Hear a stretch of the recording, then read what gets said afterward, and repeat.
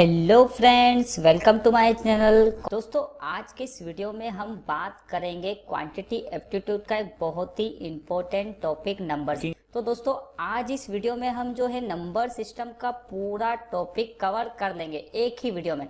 तो दोस्तों, वीडियो आखिरी तक देखेगा। और नंबर सिस्टम के क्वेश्चंस स्टार्ट करने से पहले मैं आपको कुछ इसके बेसिक कॉन्सेप्ट बता देता हूँ कि कौन कौन से इसके बेसिक कॉन्सेप्ट होते हैं, जिससे क्या होगा कि आप क्वेश्चंस को सोल्व करोगे तो आपको क्वेश्चन सोल्व करने में बहुत ही आसानी होगी। दोस्तों, इस टॉपिक में, इस वीडियो में जो है मैं पूरा के पूरा ही टॉपिक कवर कर दूंगा और इसके जितने भी टाइप के क्वेश्चंस बनेंगे, मतलब नंबर सिस्टम के जिस टाइप के क्वेश्चंस बनेंगे, सारे के सारे ही टॉपिक टाइप के क्वेश्चंस जो है वो इस टॉपिक में मैं कवर कर दूंगा। तो अब यहाँ पर हम देख लेते हैं सबसे पहले के बेसिक कॉन्सेप्ट क्या है। यहाँ पर तो सबसे पहला फर्स्ट पॉइंट देख लेते हैं हम। यहाँ पर क्या है कि प्राकृत संख्या। दोस्तों, सबसे पहले आपको पता होना चाहिए कि प्राकृत संख्या होती क्या है। प्राकृत संख्या मतलब नेचुरल नंबर, मतलब गिनती की संख्या को, प्राकृत संख्या कहा जाता है। बहुत बार दोस्तों क्वेश्चंस एग्जाम में इस टाइप से भी पूछा जा सकता है, क्योंकि आपके जैसे अभी रेलवे की एग्जाम है तो सीधे सीधे क्वेश्चंस इस टाइप के पूछे जा सकते हैं। अगर दोस्तों आपको पता होगा तो आप क्वेश्चंस को बहुत ही आसानी से सोल्व कर सकते हो। तो यहाँ पर क्या है कि प्राकृत संख्या, तो प्राकृत संख्या मतलब नेचुरल नंबर, गिनती की संख्या को प्राकृत संख्या कहा जाता है। जैसे 1 2 3 4 5, ये सारी क्या होती है, प्राकृत संख्या होती है। अब सेकंड हम बात करें यहाँ पर तो पूर्ण संख्या। पूर्ण संख्या का मतलब होता है होल नंबर, मतलब प्राकृत संख्याओं में शून्य को शामिल करने के बाद संख्याओं का जो परिवार बनता है उसे हम क्या कहते हैं, पूर्ण संख्या कहा जाता है। जैसे यहाँ पर 0 को हमने ऐड कर लिया, जैसे ही हमने 0 को ऐड करा तो यहाँ पर क्या बन गई, ये पूर्ण संख्या बन गई। तो 0 1 2 3 4 5 6 ये सारी क्या हो जाएगी, पूर्ण संख्या, मतलब होल नंबर हो जाएगा। नेक्स्ट यहाँ पर क्या है, सम संख्या। बहुत ही इजी है, मैं बहुत ही आपको बेसिक से पढ़ा रहा हूँ। ये पूरा टॉपिक जो है मैं बेसिक से पढ़ा रहा हूँ। अगर आपको ये सारी चीजें आती है तो आप वीडियो को स्किप भी कर सकते हो। यहाँ पर क्या है कि सम संख्या मतलब इवन नंबर, वे प्राकृत संख्या जो 2 से विभाज्य हो, मतलब सम संख्या क्या होती है, जो 2 से विभाज्य हो उन्हें हम सम संख्या कहा जाता है। जैसे 2 हो गया, 4 हो गया, 6 हो गया, 8 हो गया, जो 2 से पूरी तरह डिवाइड हो जाएगी वो क्या हो जाएगी, सम संख्या, मतलब इवन नंबर। अब नेक्स्ट हम यहाँ पर बात करें तो क्या है कि विषम संख्या। विषम संख्या मतलब ओड नंबर, वे प्राकृत संख्या जो 2 से विभाजित नहीं होती है उन्हें हम क्या कहते हैं, विषम संख्या कहते हैं। जैसे 1 हो गया, 3 हो गया, 5 हो गया, 7 हो गया, ये सारी की सारी क्या है, विषम संख्या है। नेक्स्ट क्या है यहाँ पर, नेक्स्ट जो है वो है अभाज्य संख्या है। अभाज्य संख्याएं मतलब होता है प्राइम नंबर। प्राइम नंबर एक से बड़ी वे सभी संख्याएं जो स्वयं एवं एक को छोड़कर किसी दूसरी संख्या से विभाज्य ना हो, अभाज्य संख्याएं कहलाती है। और सबसे छोटी जो अभाज्य संख्या होती है वो 2 होती है। दोस्तों, ये जो क्वेश्चन है बहुत बार एग्जाम में सीधे सीधे पूछा जाता है कि सबसे छोटी अभाज्य संख्या या सबसे छोटा प्राइम नंबर कौन सा है। तो इसका जो राइट आंसर होता है वो क्या होता है, 2 होता है। कि कोई जैसे 1 भी कर देता है, 0 भी कर देता है। तो दोस्तों, इस टाइप के जो डाउट है वो आपको नहीं होने चाहिए। सबसे छोटी जो अभाज्य संख्या होगी वो क्या होगी, 2 हो जाएगी। जैसे यहाँ पर अभाज्य संख्याओं के मैंने कुछ एग्जांपल, जैसे 2 हो गया, 3 हो गया, 5 हो गया, 7 हो गया, 11 हो गया। अब जैसे आपको अभाज्य संख्या पहचाननी कैसी, जैसे यहाँ पर मैं आपसे बोल देता हूँ कि 2, तो 2 क्या है, ये 2 से डिवाइड होगा या फिर 1 से डिवाइड होगा। ठीक है, मतलब अभाज्य संख्या एक ऐसी संख्या होती है जो खुद से डिवाइड होती है और 1 से डिवाइड होती है और किसी भी से भी डिवाइड नहीं होती है। जैसे यहाँ पर 3 हो गया, तो 3 क्या होगा, वो 3 खुद से डिवाइड हो जाएगा या फिर 1 से डिवाइड हो जाएगा। उसके बाद हम यहाँ पर मान ले तो 5 भी क्या होगा, या तो 5 खुद 5 से डिवाइड होगा या 1 से होगा। यहाँ पर दोस्तों 2 हो गया, 3 हो गया, 5 हो गया, 7 हो गया। 9 दोस्तों अभाज्य संख्या नहीं होती, क्योंकि 9 जो है वो 3 से भी डिवाइड है, 9 से भी डिवाइड है और 1 से भी डिवाइड है। लेकिन हमें यहाँ पर 2 जोड़े चाहिए जो खुद से डिवाइड हो और ओनली 1 से डिवाइड हो। तो ऐसी संख्या क्या कहलाती है, अभाज्य संख्या है, मतलब प्राइम नंबर कहलाती है। मुझे लगता है ये कॉन्सेप्ट भी आपको अच्छे समझ में आ गया होगा। अब यहाँ पर हम नेक्स्ट बात करते हैं असहभाज्य संख्या, मतलब को प्राइम नंबर। जब प्राकृत संख्याओं का महत्तम समावर्तक, ये थोड़ा सा यहाँ पर, जब प्राकृत संख्याओं का महत्तम समावर्तक 1 हो तो वह दोनों संख्याएं क्या कहलाती है, असहभाज्य संख्याएं कहलाती है। अब यहाँ पर आपको इस कॉन्सेप्ट को किस प्रकार से समझना है, मतलब जैसे कोई सी भी दो संख्या हो, ठीक है, जैसे यहाँ पर क्या है 2 और 3, अगर इनका हम महत्तम समावर्तक मतलब होता है HCF, अगर आपको इंग्लिश में इसको बोलते हैं HCF, ठीक है, मतलब जो है HCF कितना होना चाहिए, वहां पर 1 होना चाहिए। जैसे यहाँ पर अगर मैं 2 और 3 का HCF निकालूं तो मुझे क्या कॉमन मिलेगा, यहाँ पर इसको मैं क्या लिख सकता हूँ 2 × 1 और इसको क्या लिख सकता हूँ 3 × 1। और HCF क्या होता है, कॉमन फैक्टर होते हैं, मतलब कॉमन नंबर होते हैं यहाँ पर।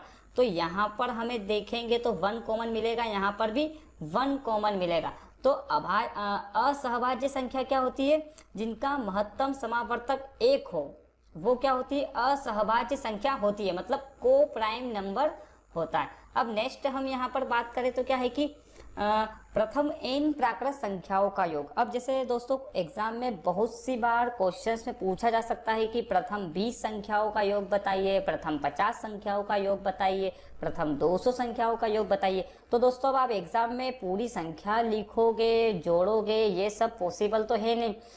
तो यहाँ पर इसके लिए एक शॉर्ट सा फॉर्मूला होता है जो मैं आपको बता देता हूँ यहाँ पर कि क्या है कि प्रथम n प्राकृत संख्याओं का योग ज्ञात कीजिए। प्राकृत संख्या क्या होती है ये मैंने आपको पहले ही बता दिया, 1 2 3 4 5 6। तो इसका जो फॉर्मूला होता है वो होता है n कोष्टक में क्या होता है n+1 और डिवाइड में क्या होता है 2।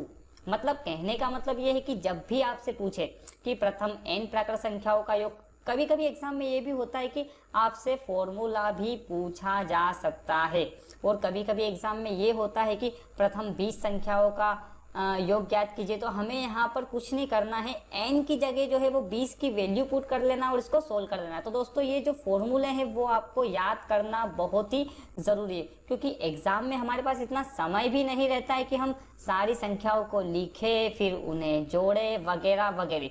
तो इसका जो सिंपल सा फॉर्मूला होता है n कोष्टक में n+1 और डिवाइड में क्या हो जाएगा 2। तो ये क्या हो जाएगा, प्रथम n प्राकृत संख्याओं का इससे योग निकल कर आ जाएगा।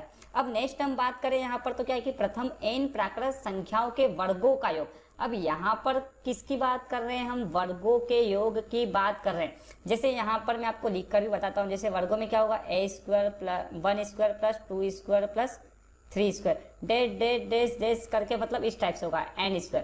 तो यहाँ पर इनका जो फॉर्मूला होता है वो मैं आपको बता देता हूँ। इसका जो फॉर्मूला होता है n कोष्टक में n+1, उसके बाद कोष्टक में 2n+1 और डिवाइड में क्या हो जाएगा यहाँ पर 6 हो जाएगा। मतलब जब भी आपसे पूछा जाए कि प्रथम n प्राकृत संख्याओं के वर्गों का योग क्या होगा, तो आपको ये फॉर्मूला याद रखना है। n कोष्टक में क्या होगा n+1, फिर उसके बाद कोष्टक में 2n+1 और डिवाइड में क्या हो जाएगा यहाँ पर 6 हो जाएगा।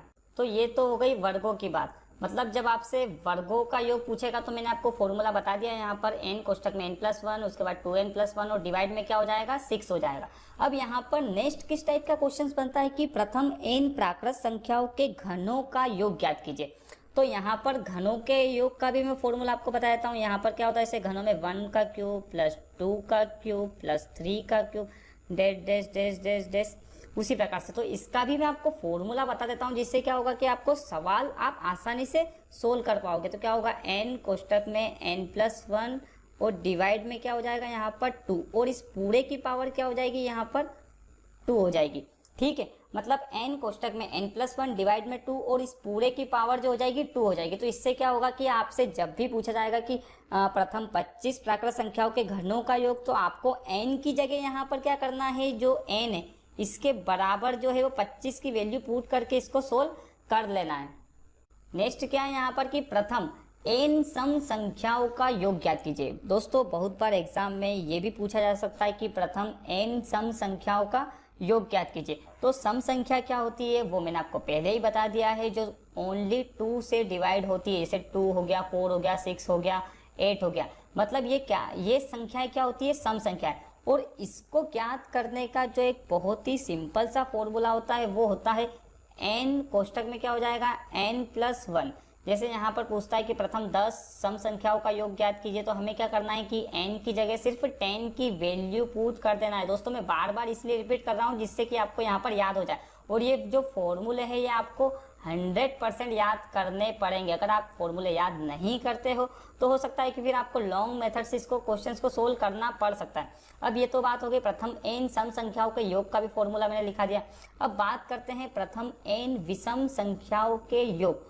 तो इसका विषम संख्या भी मैंने आपको बता दी क्या होती है, 1, 3, 5, 7, ये क्या है, सारी विषम संख्या है जो 2 से डिवाइड नहीं होती है। तो इसका जो फॉर्मूला होता है बहुत ईजी होता है। क्या होता है यहाँ पर, एन स्क्वायर। मतलब जब भी आपसे पूछे कि 5 विषम संख्याओं का योग, तो आपको क्या करना है कि पावर लगा देनी। तो कितना हो जाएगा, ओरल भी आप सोल्व कर सकते हो। जैसे मैंने बोला कि प्रथम 5 विषम संख्याओं का योग, तो आपको क्या करना है, 5 का स्क्वायर, मतलब कितना हो जाएगा, 25।